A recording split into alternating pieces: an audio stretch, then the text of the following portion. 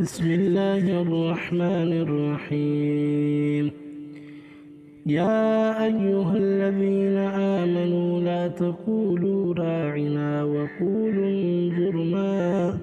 وقولوا انظرنا واسمعوا وللكافرين عذاب أليم. ما يود الذين كفروا من أهل الكتاب ولا المشركين أن ينزل عليكم من ربكم، والله يختص برحمته من يشاء، والله ذو الفضل العظيم. ما ننسخ من آية أو ننسها نأت بخير منها أو مثلها. ألم تعلم أن الله على كل شيء قدير؟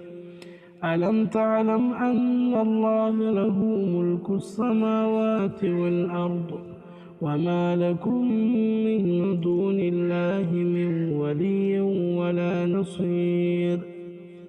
أم تريدون أن تسألوا رسولكم كما سئل موسى من قبل؟ ومن يتبدل الكفر بالإيمان فقد ضل سواء السبيل.